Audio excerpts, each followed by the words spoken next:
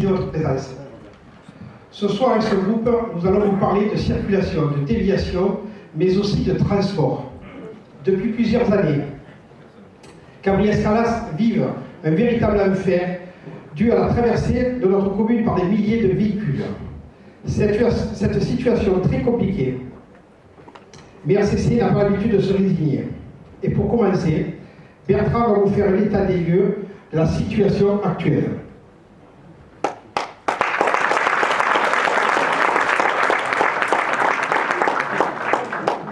Bonsoir. Tout d'abord, une question. Vous êtes-vous déjà amusé à prendre une carte et tirer une ligne droite entre Marseille et Aix-en-Provence? Bien évidemment, non.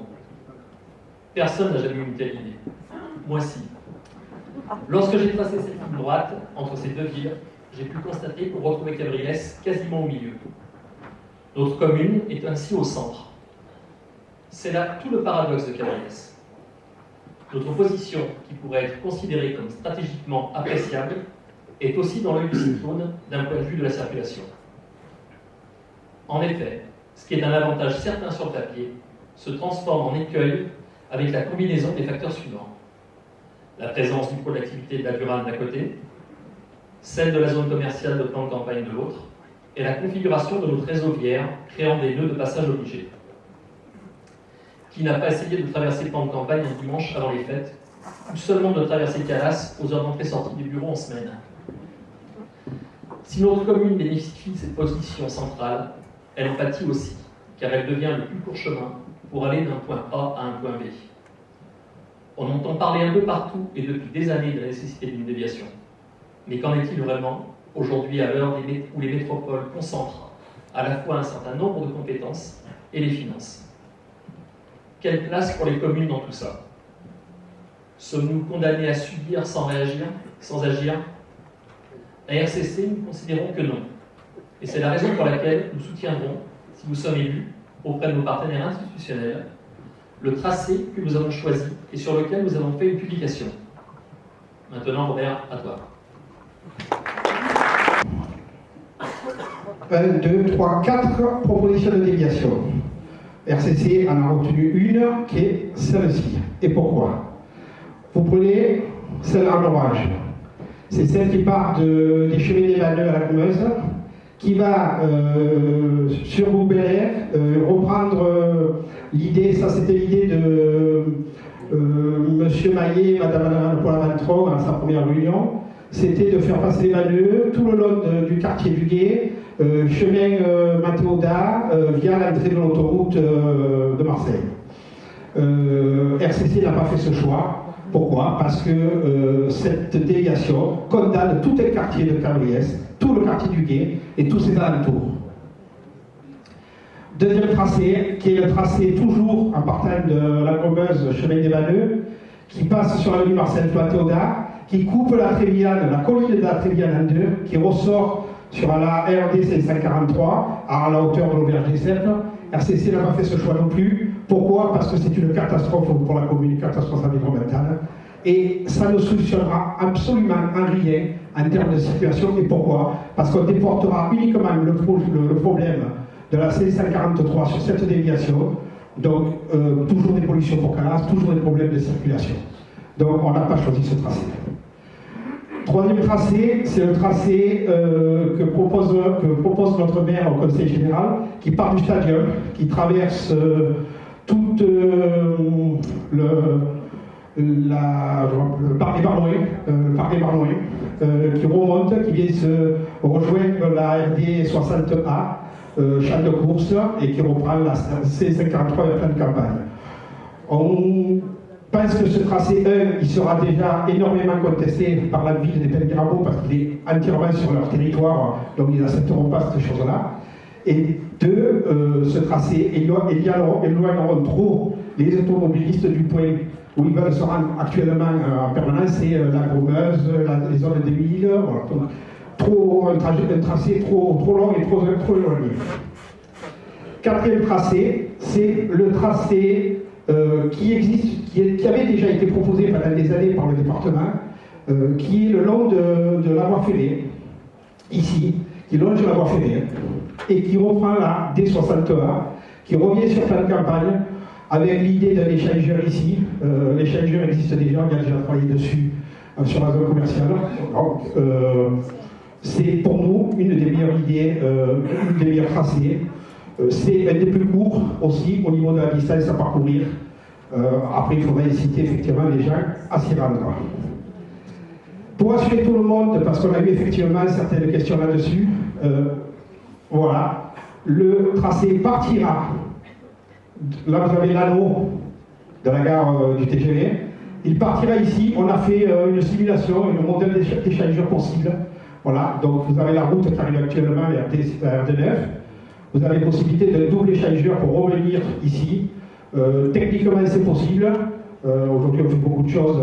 Voilà, donc je voulais effectivement voir un exemple. Il y a d'autres exemples aussi d'échangeurs.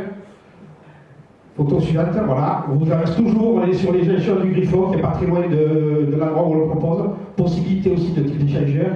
Encore la prochaine photo.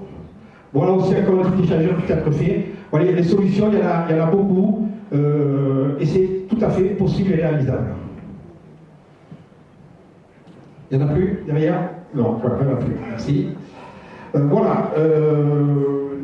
Nous pensons que ce tracé est le bon. Mais malheureusement, il va falloir attendre plusieurs années pour que cette déviation voit le jour. Mais en attendant cette réalisation, RCC va travailler avec la métropole sur le dossier du transport et de la mobilité. Sylvie va vous en dire un mot. C'est vrai que quand on parle aujourd'hui de déviation à Calas, ça va prendre peut-être 10 ans. Et on ne peut pas rester comme on est actuellement avec la circulation dans la commune. Donc il y a aussi d'autres solutions que la déviation. Il y a aussi le transport en commun. Il y a aussi le mode doux. Voilà. Donc Sylvie va vous en parler. Elle est assez qualifiée pour ça. Ainsi, je souhaite aborder avec vous, bien que rapidement, la politique métropolitaine des transports pour les années à venir. Alors, vous avez peut-être déjà entendu parler du plan de déplacement urbain, aussi PDU, qui a été voté lors du dernier conseil métropolitain du 16 décembre dernier et qui s'étend sur la période 2020-2030. Il s'agit d'un document qui a été longuement concerté et sur lequel Robert a travaillé dans le cadre de ses activités professionnelles. Et ce plan de déplacement, en fait, c'est une véritable révolution. En effet, la métropole a fait un choix, le choix de réduire au maximum les flux de voitures sur nos routes pour des raisons environnementales, économiques et énergétiques. La création de ce plan de déplacement est ainsi une réelle avancée dans notre région, car ce sujet a été laissé de côté pendant très longtemps, 30 ans, beaucoup trop longtemps. Les axes stratégiques de ce PDU permettront en fait de mettre en place un système de mobilité performant et radicalement transformé. En intégrant l'ensemble des modes de déplacement et des offres de services, en favorisant les modes alternatifs à la voiture solo, en coordonnant urbanisme et déplacement,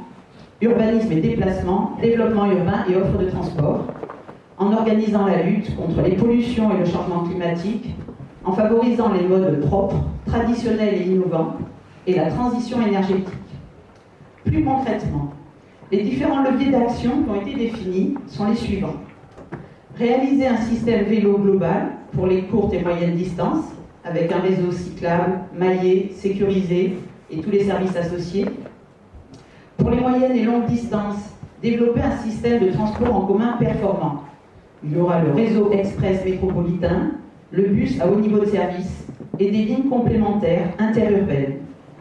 Il y aura également l'aménagement de pôles multimodaux, de pôles d'échange multimodaux, qu'on appelle les PEM, qui seront accessibles et avec des parkings relais qui viendront les compléter. Et enfin, un système routier régulé avec des projets de voirie nouvelles, mais qui devront privilégier la multimodalité. Alors, à l'échelle de notre commune, le PDU présente les différents éléments suivants. Donc là, c'est une carte qui vous permet déjà de nous situer. Donc là, c'est la hiérarchisation de la différente voirie. Donc dans ce PDU, Cabriès est rattaché au secteur d'Aix. Donc on retrouve l'RD 543, on a déjà vu, donc qui traverse Calas, qui va vers la 51, et la RD8 qui dessert Cabriès. Toutes deux, elles sont classées en voies interurbaines structurantes. Et on voit bien là le problème, c'est-à-dire qu'elles n'ont pas les capacités pour assurer cette fonction. On retrouve les autoroutes, donc les voies rapides, la RD9 qui entoure la commune vers le nord, l'autoroute A51 et à l'ouest la 7. On voit apparaître aussi le parc relais déjà qui existe au plan d'Ayane et celui des Trois Pigeons près de l'Arena. Diapo suivante. Alors là, c'est la déclinaison un petit peu globale de ce qui est appelé le bassin de mobilité, qui est projeté donc, au travers de ce PDU. Et sur cette carte, vous pouvez voir les différentes propositions d'aménagement qui concerneront plus particulièrement notre commune. Et également, bien sûr, toutes les relations avec les communes environnantes. Parce qu'il faut bien penser qu'on n'est pas seul, et donc c'est l'ensemble des déplacements qui vont devoir être améliorés. Donc là, ce que vous pouvez voir, selon la petite légende, vous voyez par exemple en vert, là c'est le réseau vélo structurant. Donc il y a déjà une partie qui a été réalisée le long du lotissement, qui va vers la gare. Cette liaison, elle pourra desservir donc la Durane vers la gare TGV d'un côté et également tout le pôle d'activité d'Aix-en-Provence. Il y aura un renforcement du réseau de transport en commun, donc le réseau express métropolitain qui existe déjà entre Aix, la gare TGV, Marignane, et de l'autre côté entre Aix et Marseille. Des lignes de transport au niveau de service entre Aix et Plan d'Ayane pour desservir à nouveau toutes les zones d'activité, puis vers la Durane d'un côté et le pôle d'activité d'Aix-en-Provence de l'autre. Et des lignes complémentaires interurbaines, il y en a par exemple une qui est projetée ici, entre la Gremeuse et son aire de covoiturage et en direction de Plan de Campagne. Les pôles d'échange multimodaux qui viendront compléter tout ça, ils seront situés sur les axes majeurs pour pouvoir être accessibles. Donc il y a celui du plan d'Ayane qui est existant mais qui devra être développé. Il y a ceux ensuite des Trois Pigeons, de la Champouse et enfin de Plan de Campagne Gare. Arrêtons un instant sur le PEM, donc de Plan de Campagne, qui représente une véritable opportunité de modifier certains flux au travers de notre commune. C'est une halte ferrée sur la ligne Aix-Marseille, vous voyez ici. Voilà. Donc il y aura des bus qui prendront le relais avec des horaires réguliers, complétés de 400 places de parking et d'une aire de covoiturage. Donc là c'est pour mieux la situer, et ça c'est le plan un petit peu plus détaillé qui actuellement est projeté. Vous voyez le principe, on retrouve la voie ferrée, des parkings de part et d'autre. Ensuite, la gare routière, des services. Et là, pour la situer, en fait, elle est contre Canfré et la Cercle Saint-Yves. Et donc, ce PEM de plan de campagne, c'est une véritable opportunité qui nous est offerte en matière de transport en commun et qui verra le jour d'ici 2024, à quelques kilomètres de notre commune. Cet aménagement peut être comparé à l'arrivée de la gare TGV sur Cabriès. Nombre d'entre nous en bénéficient au quotidien et nous ne pourrions plus nous en passer désormais. Mais afin de réguler la circulation routière, la déviation de Calas devrait être portée par la commune et défendue auprès de la métropole. Elle est une solution pour désengorger la traversée de Calas et réduire pollution, bruit et insécurité routière, mais elle ne résoudra pas tous les problèmes. Nous devons donc proposer d'autres aménagements complémentaires, adaptés aux particularités de notre commune rurale, mais répondant aux axes présentés précédemment afin de bénéficier de la participation financière de la métropole. Nous devons ainsi tout mettre en œuvre pour que les personnes de notre commune aient le choix de se déplacer autrement. Et nous devons continuer à défendre notre commune pour que les réponses apportées par la métropole correspondent véritablement à nos besoins. Nous devons par exemple la défendre face au quartier de la Durane pour ne plus subir les contraintes de son développement et négocier avec les communes environnantes pour que les développements économiques et urbains sur leur territoire ne soient validés qu'avec l'assurance de leur desserte en transports appropriés. Nous devons être au cœur de l'évolution de la région et de son développement durable et en faire une force pour Cabriès.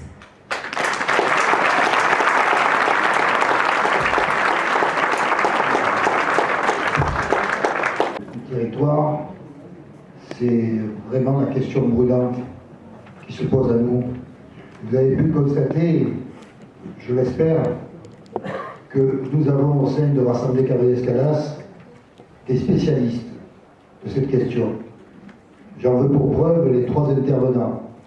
Bien entendu, Sylvie Souchon, spécialiste de la mobilité et du traçage des routes, Bertrand Retagliol, ingénieur chargé des travaux au département, qui a été directeur des services techniques à la commune de Cabriès.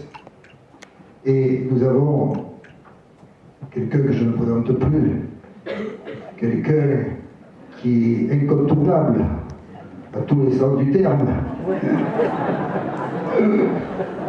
C'est mon ami, mon fidèle ami, monsieur plan de campagne, Robert Abella.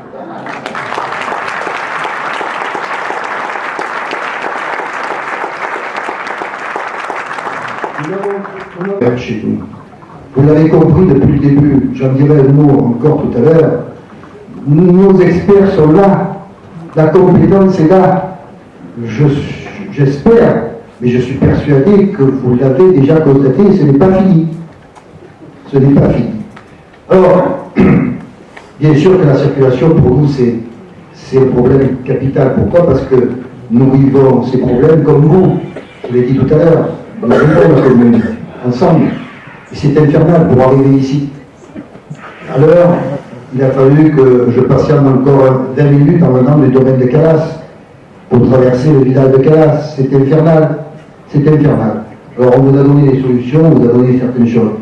Mais, je ne voudrais pas être médisant, mais je vais mettre un peu quand même. Ce problème de circulation, on vous a exposé les délais, ce qu'on va faire, ce qu'il va falloir faire en immédiat pour essayer d'endiguer tout ça. Mais ce problème de circulation, tout à l'heure, je vous ai dressé un tableau apocalyptique de la gestion du maire actuel. Mais vous croyez que si ce maire actuel s'était déplacé au moment où on a construit la Durane et s'était mis autour de la table à côté de Mme Marie Joissin, que moi je connais bien et qu'il prétend connaître, mais sans plus, vous croyez que s'il avait imposé la volonté de Cabriès en disant attention, la Durane, ok, mais je ne veux pas que Cabriès serve de déversoir à la Durane. Vous croyez qu'on serait dans cette situation?